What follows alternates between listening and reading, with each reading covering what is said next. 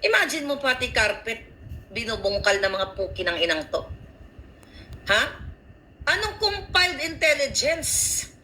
Pangbangag intelligence. Pareho lang nung forensic, tenga forensic ng hinayupak na abalos na to. Ganito po kabobo itong mga nakaupo kasi niluto na ng pulburon ang utak ng mga jutang Ginimes.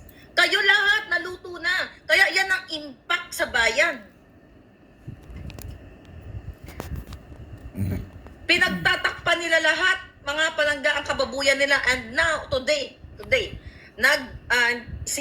pala si Attorney Topacio ay kinuhang abogado nung Cassandra Ong na na kliyente ni Harry Roque sa Whirlwind at ito daw ay may kaugnayan sa Pogo. Okay, here's my point of view.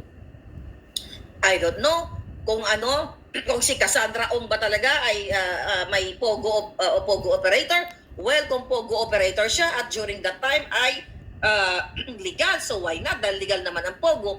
Pero doon sa press conference ni Attorney Topacio, which is isa sa pinakamagaling na abogado, ay pinatunayan niya na yung pinresent ko sa inyong picture, nandiyan naman yan, okay? Mas for sure na save ninyo. Yung picture ni Lisa Tanas, ni Marcos Jr., ni Cassandra Ong, yung owner ng Pugo, ay authenticated. At ang sabi nga ni Attorney Topacio doon, tinatanong siya ng media na kung ano yung description niya sa picture. Ano sabi niya? Rep ipsa loquitur. Okay? Ang ibig sabihin, the thing speaks for itself. So, ang ibig niya sabihin, mga kababayan, nandoon si Bangag, nandoon si Lisa Tanas, common sense.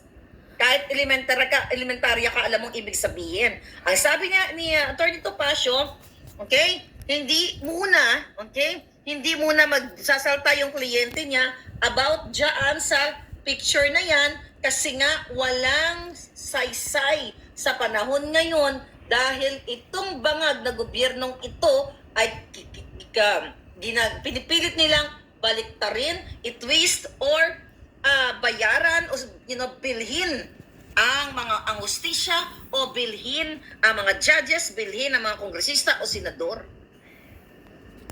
Pero ngayong araw, di ba, pinakita na ng isang abogado at kinonfirm ni Cassandra Ong na yung picture na pinakita ko na kasama niya si Bangag Jr. at si Lisa Tanas na sinasabi ko sa inyo na tumanggap ng 750 million pesos si Bangag Jr. at si Satanas galing sa mga Pogo operators during that time, there is still legal, okay, ay legitimate. Ibig sabihin, tumpak, plangak, 100% ang information na nagbigay ang Chinese community, particularly mga Pogo operators, ng 750 million pesos dito sa mga baka ng inang Bangag Jr. at ang asawa niyang si Satanas. Pareho naman sila Satanas. Satanas. At good thing ay kinuha ng media. Okay? Wala na sila siguro magawa. Kasi press con yun sa Kamuning Bakery, Kamuning Cafe Bakery. Okay. Ito ba yun?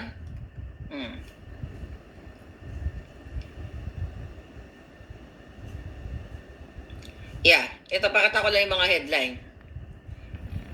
Nakakagalit palangga, nakakagigil. Ito po yung ibig ko sabihin, no? Kinover kanina, ito. Okay, ang sabi ko nga dito, ang description ni Attorney Topacio, sa Pogo picture with Bangag and Liza Tanas ay res ipsa loquitur. That thing speaks for itself.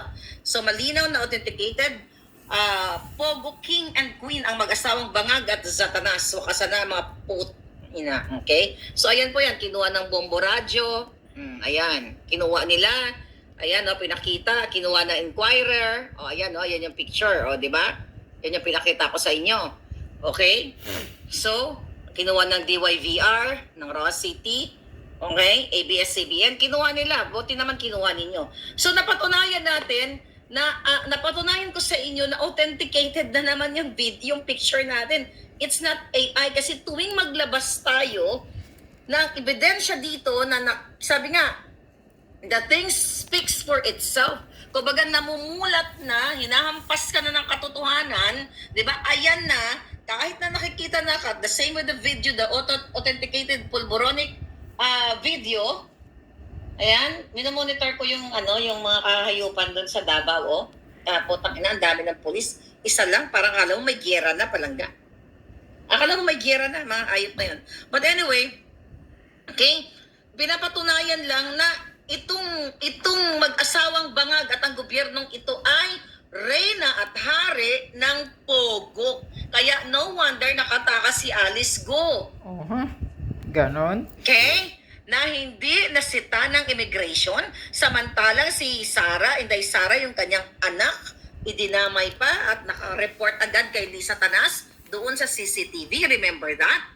So malinaw pa sa sikat ng araw na based na rin doon sa paliwanag ni Atty. Topacio kanina ay ang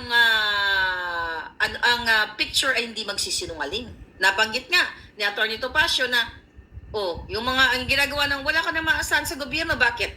Yung preso na dinukot nila, 'di ba? Na nag-testify na kunyari narinig daw ang boses ni Pangulong Duterte. Dinukot nila, binigyan nila ng limelight, 'di ba? Para nag-privilege speech yung mamung manggugurgur, 'di ba? Nandoon. Then, sabi ni Atty. Topacio, itong si Cathy Binag na ito ay witness, wala man lang nag-dare na ipatawag dyan sa Congress at Senado. Walang nag-imbestiga kay Cathy Diba? Binag. Takot sila so, kasi. makikita mo talaga na malapit na lumubog to mga jutang J. Malapit na to. Magtiis lang muna ng konti pero stay strong. Pasasaan ba't, magugurgur din lahat ang mga ito. Magugurgur kayong lahat. Whatever way or means of gurgur. Magugurgur kayong hayop kayo, magbabayad kayo sa inyong mga kasalut-salutan at mga paggurgur sa buhay ng may buhay.